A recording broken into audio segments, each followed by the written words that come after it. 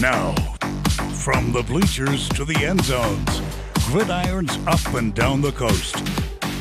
Live, the 40th season of Friday Football Focus. The chase is on for league titles and playoff positioning. Welcome to Friday Football Focus. I'm Mike Clem. We have action from 7 different leagues. We're going to start in the Caneo Coast League. Santa Barbara trying to make it 2 straight league wins. Don's taking the bus to Calabasas. SB stopped Calabasas on a 4th down pass play, and now the Don's moving the ball down the field on the ground. Big gain here on the jet sweep. I believe it's Cade Malt with the ball. Anyway, it's a good chunk play for the Dons. 3rd and 5. Benji Starlin, quick hitter to Nate Meister, and the Dons moving the chains and then some. They get inside the 25. Come up with another 3rd and 5, and this time it's senior Monty Lopez up the middle with the first down run. Aaron Bizon smashing his way into the end zone. 7-0 Dons. Calabasas has some real game breakers on the field like Kane Miller. He gets to the outside, and there he goes. Long touchdown run. That's going to tie the game up at 7, and then lightning strikes again. The Dons will put the ball on the ground. It's another big play, scoop and score for the Calabasas Coyotes, who take a 14-7 lead.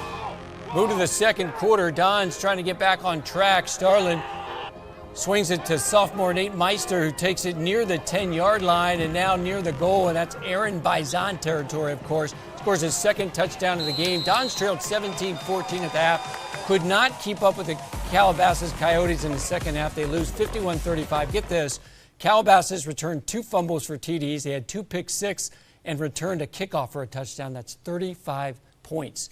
They get Westlake next week, do the Dons.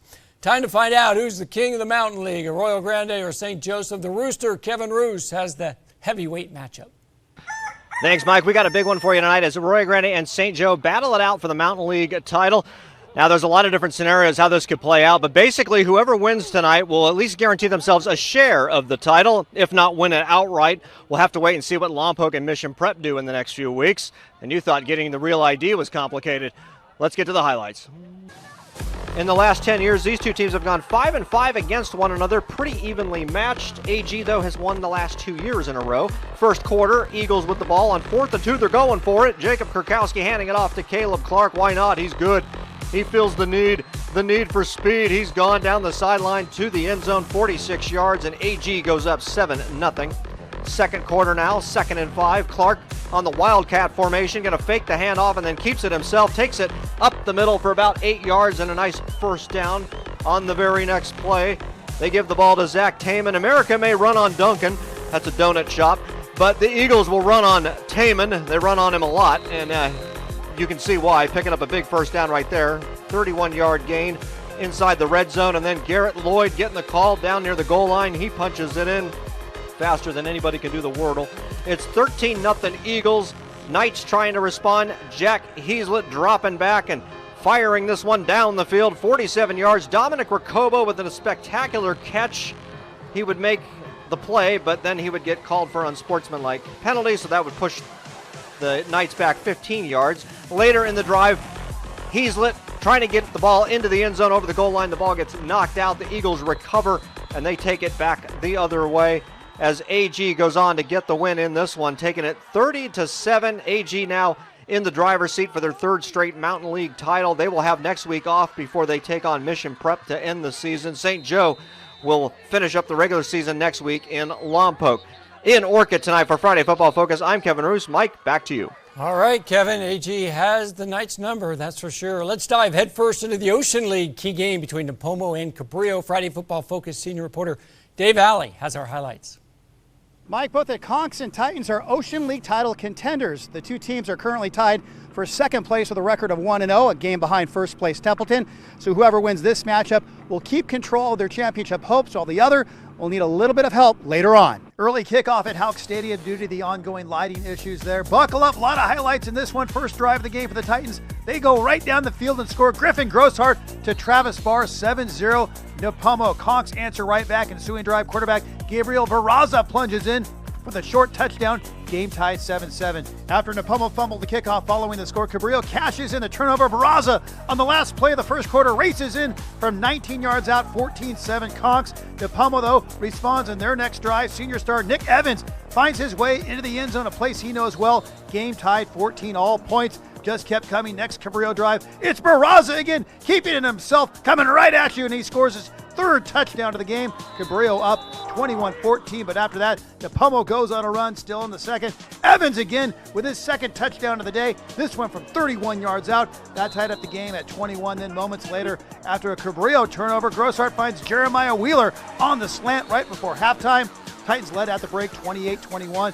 It was homecoming for Cabrillo King and Queen, Andre Torres and Olivia Lossie. Congrats to them. In the third, all Nipomo Titans on a third and long, and it's Grossart with a short pass to Troy Simonson. He brings it in, finds some room, and then is off to the races, galloping 73 yards all the way into the end zone for the score. Nipomo ends up with 4 touchdowns in the third quarter, including a second by Simonson on another touchdown pass from Grossart. Titans offense rolls again, scoring more than 50 for the second straight week. Nipomo beats Cabrillo 56-35. With the victory, Nipomo improves to 5-3 overall, 2-0 in the Ocean League. Up next, a big showdown next Friday at Templeton. As for Cabrillo, they dropped to 6-2 overall, 1-1 in league play. Next Friday, they'll be at Santa Maria. In Lompoc on Friday Football Focus, reporter Dave Alley. Back to you, Mike.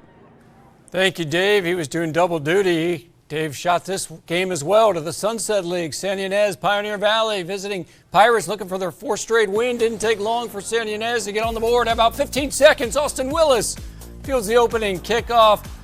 Almost got tripped up there, stayed on his feet. It's a touchdown, 98-yard kickoff return, 7-0 Pirates. San Ynez defense giving Pioneer Valley all kinds of trouble tonight. Tate Rossler coming up with a sack, ball comes out. Recovered by the Panthers. Pirates later added another score in the first quarter, moved to the second. San Ynez adding to the lead. Handoff to Willis. We saw how dangerous he is on special teams. What you talking about, Willis? 37 yards out, he scores 27-0. Later in the second, it's the Pirates defense again making a big play. Ball is loose. This time, San Ynez coming up with the turnover. It's Luke Lewis on the recovery. They've got great field position. A few plays later, they turn the fumble into points. Grayson Foy going right up the middle, finds the end zone. 51-0 is your final. San Ynez improves to 6-2.